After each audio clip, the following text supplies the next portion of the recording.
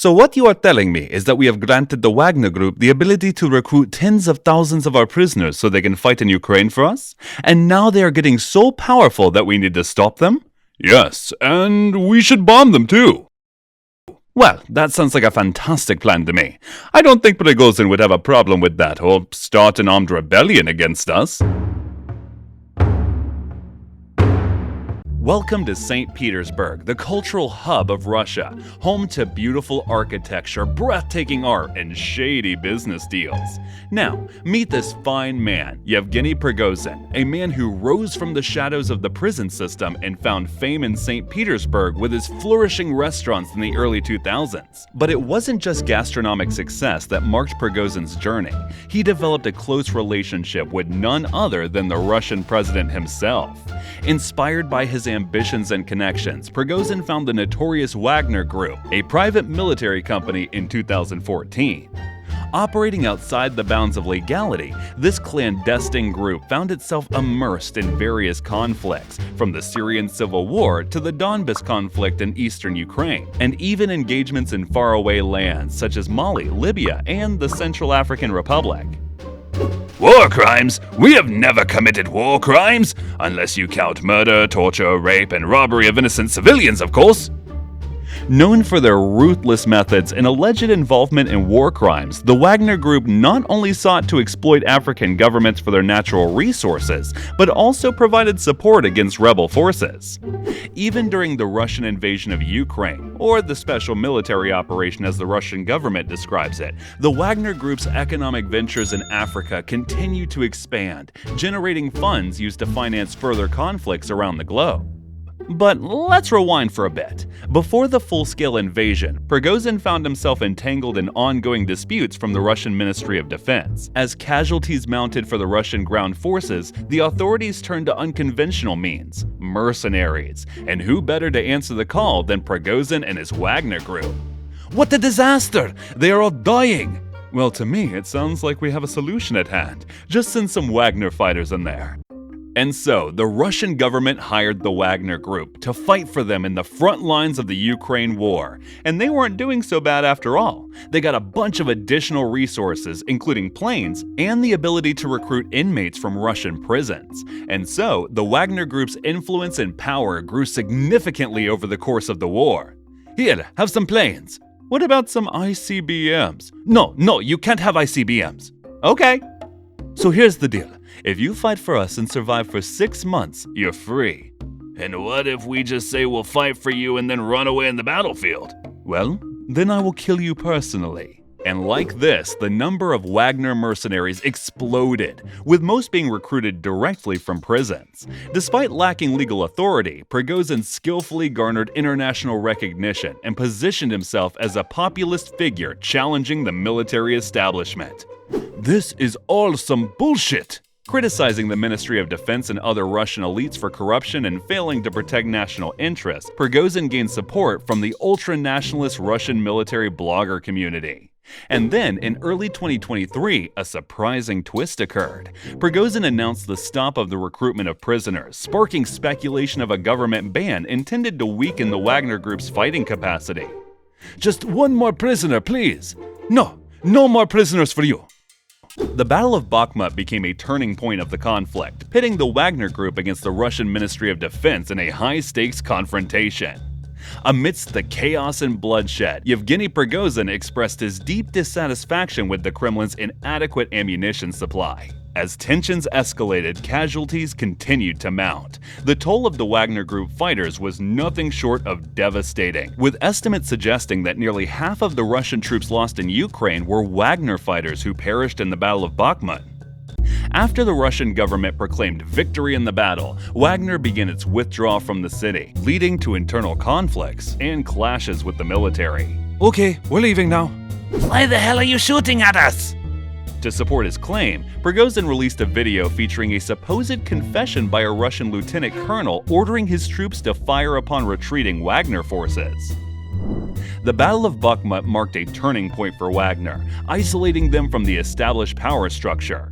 Prigozhin now openly accused influential individuals of sabotaging his catering business, while his public image underwent a transformation and positioned him as a political figure.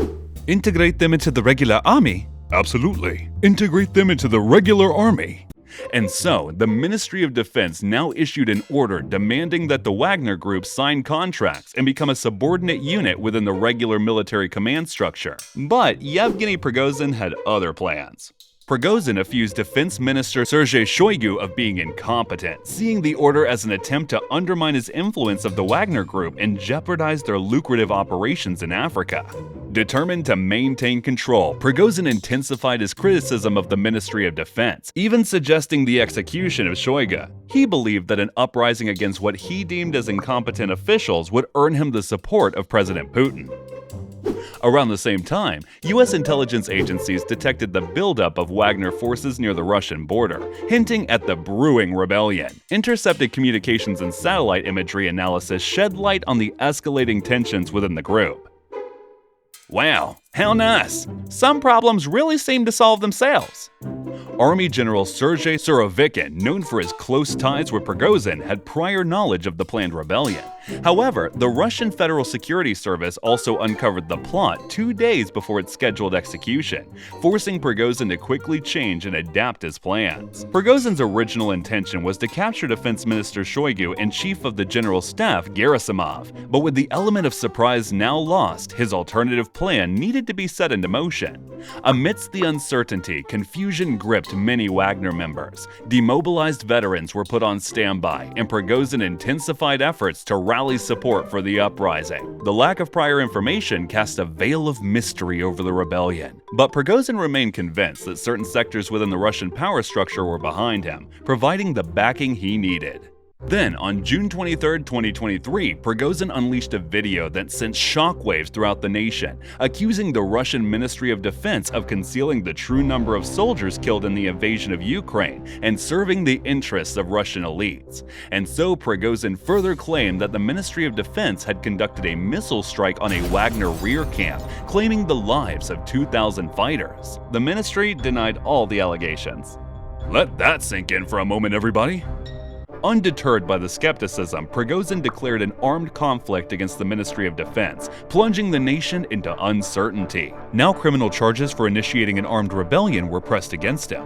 The response was swift. Military and National Guard units deployed armored vehicles in Moscow and Rostov-on-Don, bracing for a confrontation.